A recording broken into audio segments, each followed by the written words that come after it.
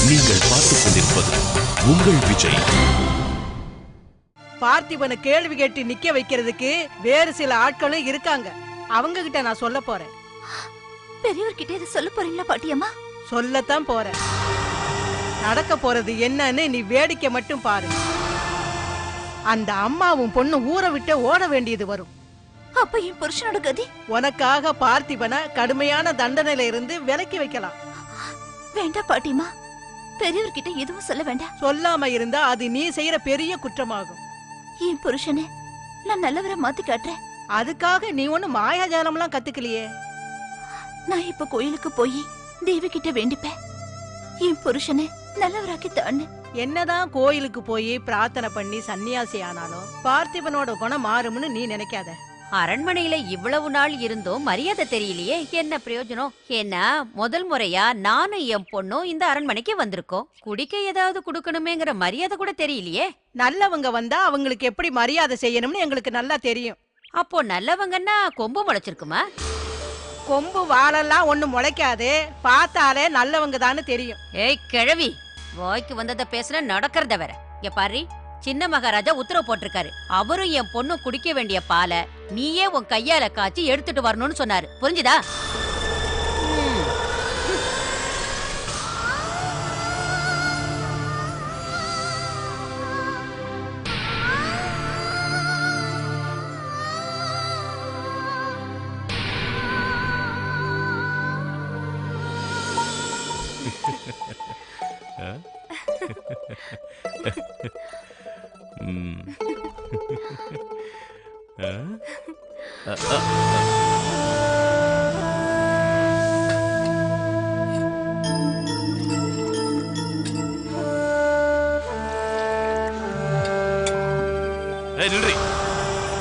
இங்க பாரு, உங்க வேலைக்காரிக்கு கொஞ்சம் கூட மரியாதையே தெரியலையே. வேலைக்காரிக்கு எப்படிமா மரியாதை தெரியும்? அவளோட வேலையை மகாராஜாக்கு பணிவிட செய்யறதானே. ஏண்டி, சமய சந்தர்ப்பெல்லாம் பார்த்துதான் நாங்க இருக்கிற அறைக்குள்ள வரணும், அது தெரியாது அவனுக்கு? இனிமேலாவது அந்த மரியாதையை கத்துக்க. இன்னொரு தடவை இப்படி நடந்தது வா.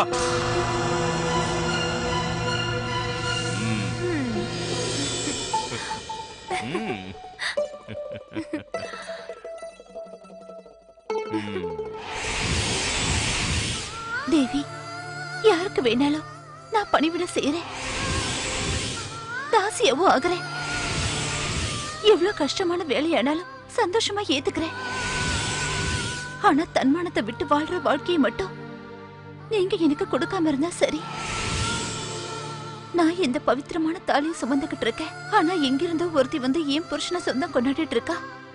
இது எல்லாத்தையும் பாத்துக்கிட்டு இருக்க என்னால முடியலமா. என் இதையுமே வெடிச்சிரும் போல இருக்கா. மல்லிகா, உன்கிட்ட ஒரு முக்கியமான விஷயம் சொல்லி ஆகணுமா? இவ்வளவு பிரச்சனைகள் நடந்ததுக்கு அப்புறமும் உன் கழுத்துல இருக்கிற இந்த தாலிய புனிதமா நினைக்கிறது மட்டும் இல்லாம அத கட்டினவனை தெய்வமா நினைச்சு காலம் பூரா வணங்கிக்கிட்டு இருக்கியம்மா. அததான் எல்லாரும் மகமாய அவதாரமாய் இருக்கிற பெண்களோட சக்தின்னு சொல்லுவாங்க. எவ்வளவு பெரிய துன்பம் வந்தாலும் அதை தாங்கக்கூடிய மன வலிமை பெண்களுக்கு இருக்கு.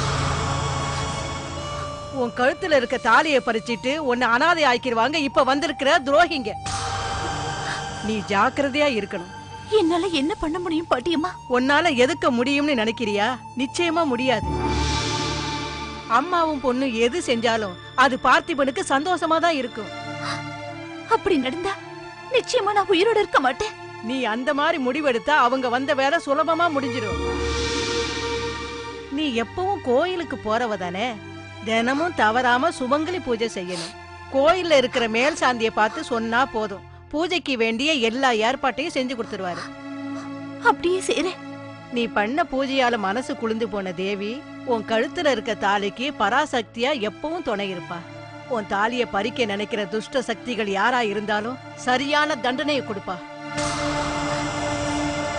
நீ படுற கஷ்டத்தை நினைக்கும் போது என்னால தாங்கவே முடியல. ஏதாவது ஒரு வகையில தயானந்த கிட்ட இந்த விஷயத்த சொல்லலான்னு பார்த்தா அதுக்கு நீ ஒத்துக்கவே மாட்டேங்கிறியே. முடியாது மல்லிகா, இனிமேலும் என்னால அவமானப்பட்டு வாழ முடியாது.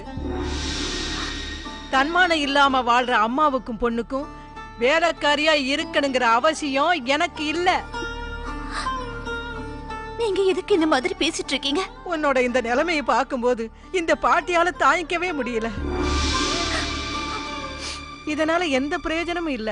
பார்த்திபனோட மனசு மாறாத வரைக்கும் உன்னுடைய வேதனைக்கு முற்றுப்புள்ளியே வைக்க முடியாது. நான் போறேன் மல்லிகா. பாட்டிமா, நீங்க எங்க போறேன்னு சொல்றீங்க? தூரமா இருக்கிற எங்கேயாவது ஒரு தேவி கோயில போய் விரதம் இருக்க போறேன், எல்லாத்தையும் மறக்கிறதுக்கு. எனக்கு உங்களை தவிர வேற யாரு இருக்கா? தாலி கட்டின பொண்ணுக்கு புருஷன் தான் எல்லாம்.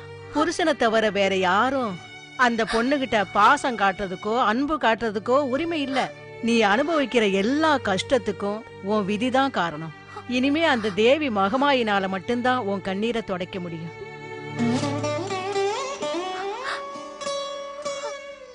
பாட்டிமா,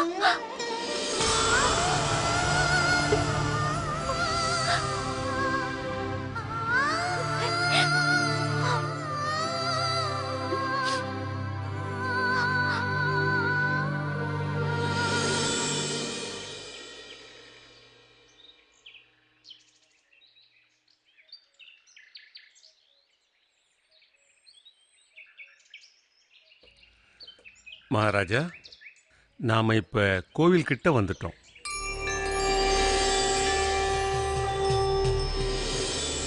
இங்கே குடிகொண்டு இருக்கிறது ஸ்ரீபத்ரா. அம்மனுக்கு காவல் தெய்வமா ஸ்ரீ மகா கணபதியை பிரதிஷ்டை பண்ணிருக்காங்க.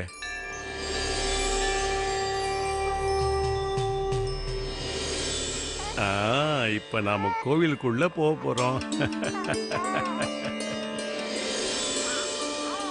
இந்த கோவில்ல ரொம்ப விசேஷமா பொங்கல் வைக்கிறதுக்கான 2 அடுப்புகள் இருக்கு. ஒன்னு சன்னதிக்கு முன்னாலையும் இன்னொன்னு கோயிலுக்கு பின்னாலையும்.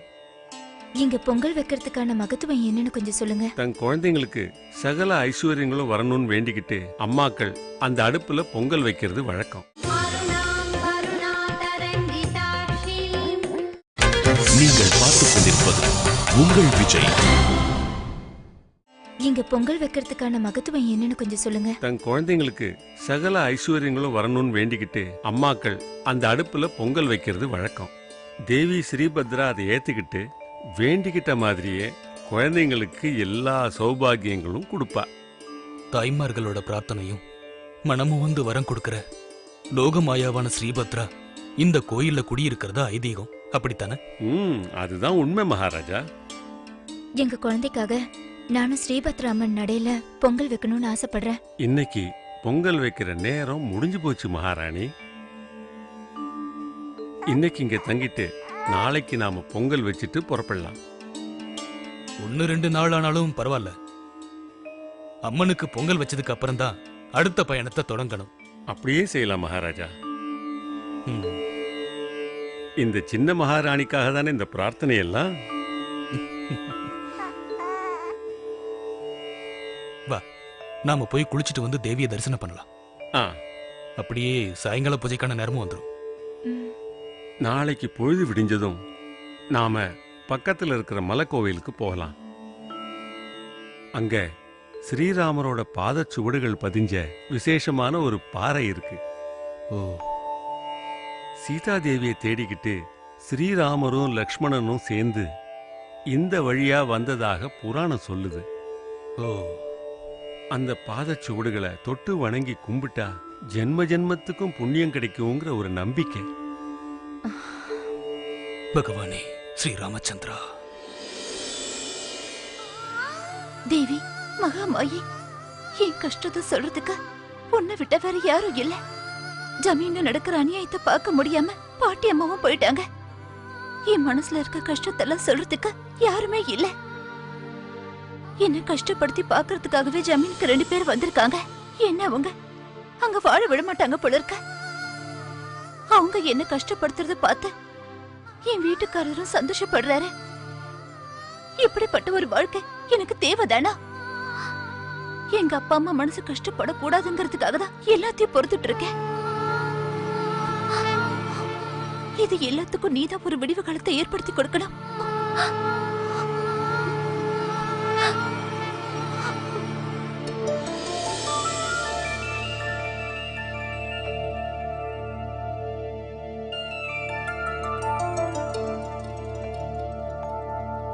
அம்மாடி,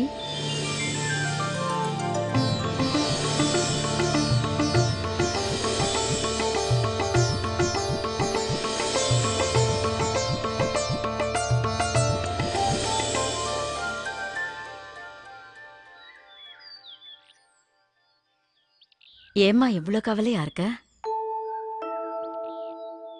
என்ன உன் அம்மாவா நினைச்சுக்க. ஆமா, நீ பார்த்திபனோட மனைவி தானே? ஆமா. இப்ப இந்த தேசத்தை ஆட்டி படைச்சு ஆணவத்தோட ஆட்சி செஞ்சிட்டு இருக்கான்ல பார்த்திபன். கொஞ்சம் கூட இரக்கமே இல்லாதவனுக்கு மனைவியா இருக்கிறது தான் பெண்களுக்கு மிகப்பெரிய சோதனை. மத்தவங்களால வேதனைப்படுத்தப்பட்டு இருக்கிறதுனால ஒரு அனாதை மாதிரி இப்ப நீ வாழ்ந்துட்டு இருக்க இல்ல? இருந்தாலும் தாலி கட்டின புருஷன் நல்லா இருக்கணுங்கிறதுக்காக தினமும் நீ வேண்டிட்டு இருக்க, நோம்பு இருக்கிற, விரதம் மேற்கொள்ற. இந்த தாலிக்கு எந்த ஆபத்து வரக்கூடாது, அதான் என்னோட பிரார்த்தனை. உண்மையான பிரார்த்தனை. உன்னையே நீ தேவி மகமாயிக்கு அர்ப்பணிச்சு பிரார்த்தனை பண்ணிட்டு இருக்க. இருந்தாலும் உன்னோட மனச புரிஞ்சுக்க வேண்டியவங்க யாரோ அவங்க புரிஞ்சுக்கலையே. அதுக்கு என்னால என்னமா செய்ய முடியும்? என்னால செய்ய முடியும். அதனாலதான் நான் உன்னை தேடி வந்திருக்கேன். அமைதியா இரு. எல்லாத்துக்கும் ஒரு வழி உண்டு. நீங்க யாரு? எங்கிருந்து வரீங்க? எல்லாத்தையும் சொல்றேன். இப்ப நாம உன் வீட்டுக்கு போலாமா? ஜமீனுக்கா? அங்கேயேதான். உன்னை மனசாட்சி இல்லாம கஷ்டப்படுத்துறவங்க யாருங்கிறத நான் பார்த்தே ஆகணும். வேண்டாமா? நான் பார்க்கணும். உனக்காக பறிஞ்சு பேசவும் உன் மேல அன்பு காட்டவும் யாராவது வேணும் இல்லையா? அது நானா இருந்துட்டு போறனே. வேண்டாமா, அதுக்கு அங்க யாருமே ஒத்துக்க மாட்டாங்க. இதுக்கு யாரோட அனுமதியும் எனக்கு தேவையில்லம்மா. நீங்க யாரு என்னன்னு தெரியாம நிச்சயமா ஜமீனுக்குள்ள உங்களை அனுமதிக்கவே மாட்டாங்க. அப்படி ஏதாவது நடந்தா நானே அவங்களுக்கு புரிய வைக்கிறேன். நான் யாருன்னு, எதுக்காக வந்தேன்னு. என் கூட வா.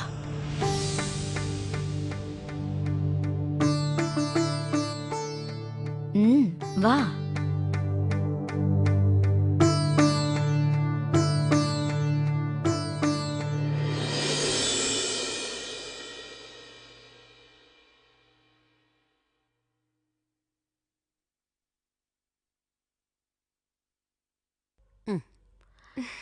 இப்படி திரும்புமா. இப்பதான் என் பொண்ணு ரொம்ப அழகா இருக்கா. சின்ன மகாராஜா இல்ல, பெரிய மகாராஜா பார்த்தா கூட மயங்கி போயிடுவாரு. அப்படியெல்லாம் சொல்லாதீங்கம்மா, எனக்கு வெக்கமா இருக்கு. நாம செஞ்ச புண்ணியம்தான் அந்த கிழவி இந்த வீட்டை விட்டு போனா. தொல்லை ஒழிஞ்சுது. இனிமே நீ இந்த அரண்மனைக்கு சின்ன மகாராணி. சின்ன மகாராஜா தாலி கட்டின மல்லிகா இருக்கும்போது நான் எப்படி சின்ன மகாராணி ஆக முடியும்? தாலி கட்டினவளே வேலைக்காரி ஆகும் போது தாலி கட்டாத நீ மகாராணி ஆயிடுவ. என்னம்மா யோசிக்கிற? அவர் உன்னை கல்யாணம் பண்ணிக்கிறேன்னு சொன்னதுனாலதாம்மா நான் அவரை தங்க வச்சேன். அவர் வாக்கு கொடுத்ததை நம்பிதான் நானும் அப்படி செஞ்சேன். அவரோட ஆசை நிறைவேறனதும் கொடுத்த வாக்க காப்பாத்த மறந்துட்டாரு. கூட பிறந்தவ சொன்ன பொண்ணையே அவர் கட்டிக்கிட்டாரு.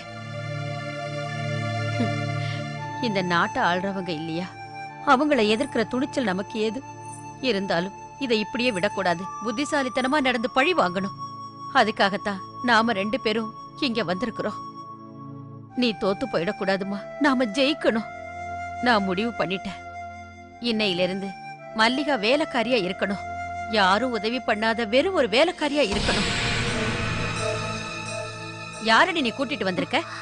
இவங்கள கோயில்ல பார்த்தேன். கோயில்ல பாக்குறவங்களை எல்லாம் எதுக்கடி வீடு வரைக்கும் கூட்டிட்டு வர? மல்லிகா என்ன கூட்டிட்டு வரல, நானாதான் வந்தேன். எதுக்கு? உனக்கும் உன் பொண்ணுக்கும் இந்த வீட்ல எந்த அளவுக்கு உரிமை இருக்கோ அதே அளவுக்கு எனக்கும் இந்த வீட்ல இருக்கு.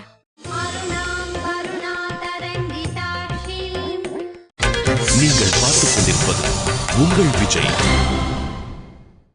உனக்கும் உன் பொண்ணுக்கும் இந்த வீட்ல எந்த அளவுக்கு உரிமை இருக்கோ அதே அளவுக்கு எனக்கும் இந்த வீட்ல இருக்கு. என்ன மாதிரி உரிமை? பந்தம்னோ உரிமைன்னோ என்ன வேணும்னாலும் சொல்லலாம். அப்படின்னா அது எங்களுக்கு தெரிஞ்சிருக்குமே. உங்களுக்கு தெரியாத விஷயம் இங்க நிறைய இருக்கு. உங்களுக்கு அதையெல்லாம் சொல்லி புரிய வச்சு உங்களை இந்த வீட்டை விட்டு வெளியில அனுப்பணுங்கிறதுக்காக தான் நான் இங்க வந்திருக்கேன். கேண்டி, எங்களை பயமுறுத்தி வெளியே அனுப்புறதுக்காக தான் இந்த பொம்பளை நீ கூட்டிட்டு வந்தியா? இல்ல அவளை பயமுறுத்தாதீங்கன்னு இங்கிருந்து அவளை துரத்தாதீங்கன்னு சொல்றதுக்காக தான் நான் இங்க வந்தேன். கடவுளே, என்ன கூத்து இது? வழியில போறவங்க எல்லாம் நமக்கு வந்து புத்தி சொல்லிக்கிட்டு இருக்காங்க. வழியில போறவல்லனா, வழி தெரிஞ்சு சரியான இடத்துக்கு தான் நான் வந்திருக்கேன். உங்க 2 பேரோட அக்கிரமங்களையும் ஒழிக்கத்தான் நான் இந்த வீட்டுக்கே வந்திருக்கேன். இங்க பாருங்க, நானும் பொறுமையா இருக்கேன். எங்களுக்கு அறிவுரை சொல்றதுக்கோ வீட்டை விட்டு அனுப்புறதுக்கோ நீங்க என்ன இந்த வீட்டு எஜமானியா? ஆமா, இந்த வீட்டு எஜமானிதான்.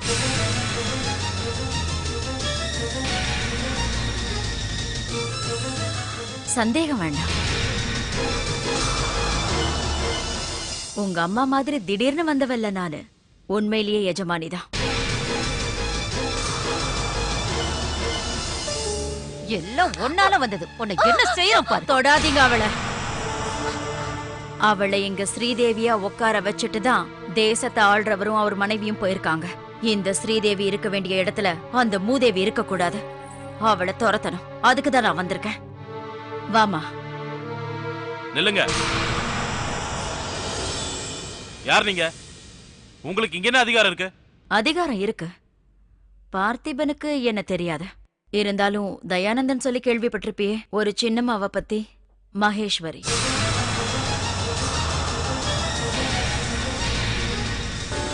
கேட்டிருக்கேன், நிறையவே கேட்டிருக்கேன். எதுக்கு எடுத்தாலும் எதிர்த்து பேசுற பழக்கம். முன்னொரு முறை எங்க மாமா கூட இருக்கிற பிரச்சனையால அவர் கூட சண்டை போட்டு இந்த வீட்டுக்கு திரும்ப வரமாட்டேன்னு சொல்லிட்டு போனவங்க தானே. இப்ப என்ன, நீங்க பண்ண சத்தியெல்லாம் மறந்து போச்சா? திரும்ப இங்க வந்திருக்கீங்க?